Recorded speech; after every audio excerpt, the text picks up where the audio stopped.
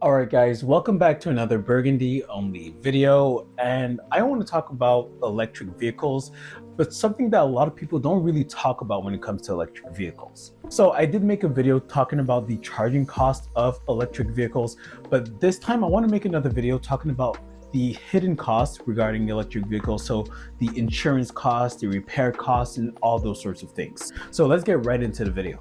Alright, so you guys might have seen a few weeks ago, or a few days ago actually, Hertz announced that they're getting rid of all their electric vehicles. In 2022, Hertz went full in on EVs, buying a bunch of Tesla Model 3s and Ys, buying Polestar 2s, Chevy Bolts, all those electric vehicles that we all know and love.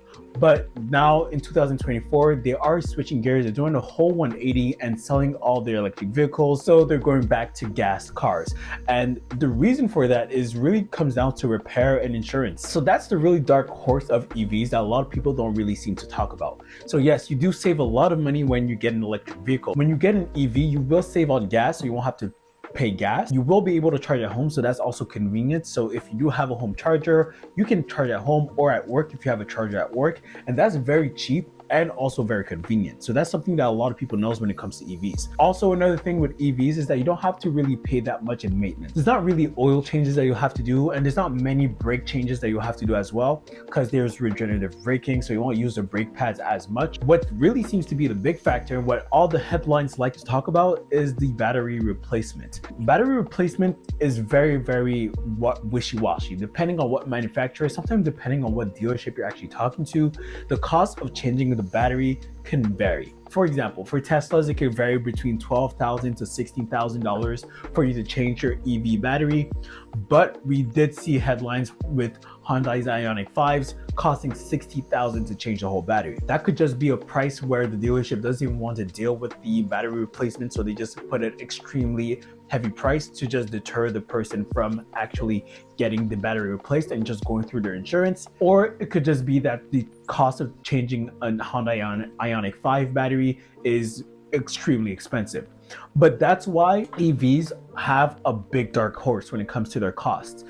The charging and the maintenance is something that you can actually see the impact directly, but when it comes to insurance and cost to repair and everything, that's something that you won't really see until you really need it. It could cost you up to $60,000 to change the battery in your electric vehicle. So yes, it can be very expensive, but that's one of the biggest costs, and that's probably one of the reasons why Hertz removed all EVs from their listings and are going back to gas cars, because owning that much liability when it comes to changing batteries for EVs is extremely expensive and can be very dangerous, because rentals are not something that people take care of. They just use it and throw it away. They don't really care because they don't own it at the end of the day. So Hertz is left with all that baggage and all that damage that can be done to the cars, and they have to rely on fixing those cars so they can provide their service. Having an EV is probably not beneficial for them because of the battery replacement alone, just based off that liability.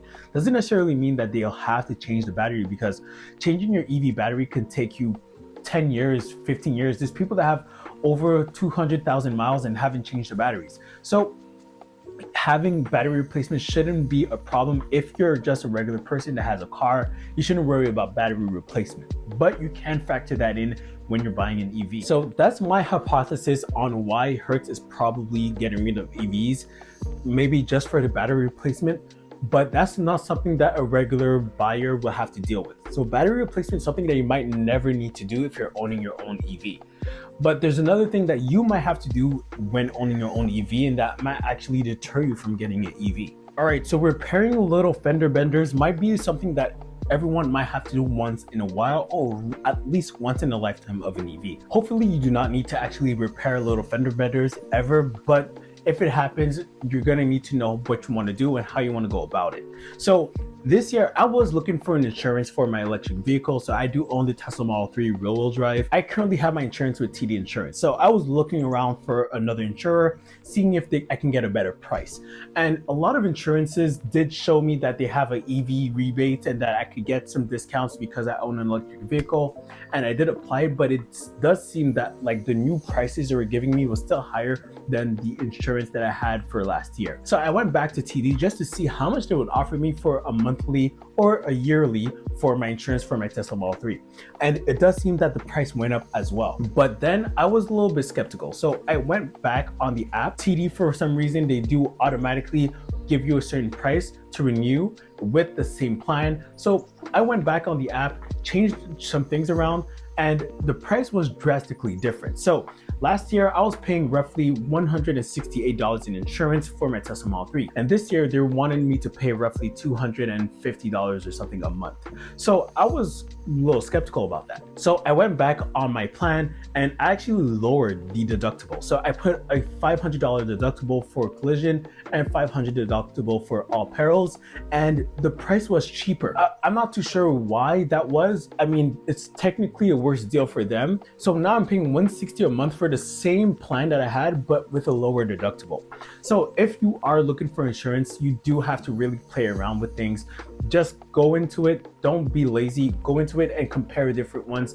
But don't rely on EV rebates that are advertised by insurances, because those aren't really going to do anything. It's really kind of like a game you're going to have to play. Just change some things around and look into how much you can save. But in general, fixing an EV is not cheap. So if you are coming from a gas car, you might see an increase in actual insurance. But for me, I was lucky to actually get a cheaper insurance, but to me, I feel like something didn't really make any sense. Hopefully your insurance can actually look for someone that can actually fix your car if you ever do come with a problem.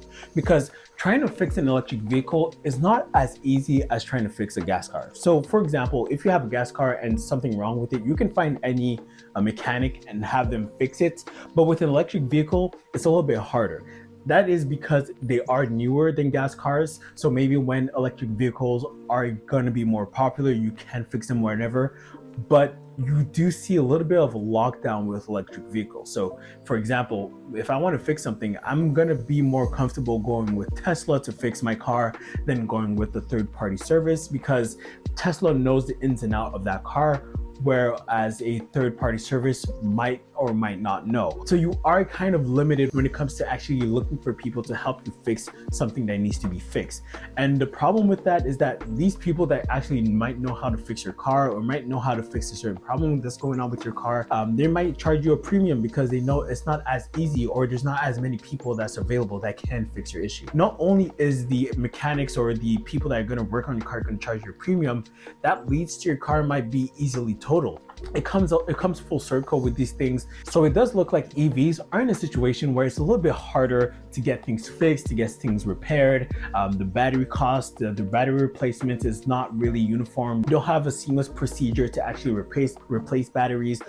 The cost of an EV might vary depending on where you hit or what type of EV you have. Easily totaled insurance is going to be more expensive than if you actually have a gas car insurance. So there's a lot of things that go into it. With all that said, I would still say that EVs are still better than gas cars, because the upfront cost that you're going to be paying from day to day, that's where you're actually saving right there.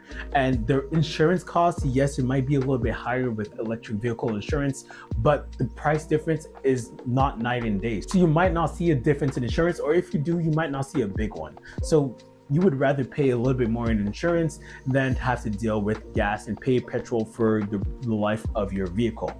And another thing, replacing the battery. A lot of headlines about battery replacements, but battery replacements is not something that you will ever have to do. If there's nothing impacting the battery physically, then your battery replacement might not need to happen in probably 10 years, maybe even 15 years. There's a lot of EVs, there's a lot of proof of EVs being able to drive for multiple hundreds of thousands of miles. So you don't have to worry about having to replace your battery. I think that's just the news trying to scare you into not buying EVs. But trust me, electric vehicles are very, very good. The cost of maintenance that you're saving is a bonus. The cost of gas that you're saving is another bonus. And the fact that you can charge from home, if you have a home charger, the convenience factor of that is another bonus. So again, there are some hidden costs when it comes to EVs, but you might never have to pay those, or you might not even notice the difference of those hidden costs. So keep in mind that if you're seeing headlines regarding these costs of EVs repairs or battery replacements, maybe look into it a little bit deeper, because they're not something that are as common as you might think, but they are still there and you might want to know about them before you get into EVs. But yeah, that was pretty much it. So I just want to talk about the hidden costs that people don't really talk about and that the media usually just overhype or over exaggerate. So yeah, see you guys on another video. Peace.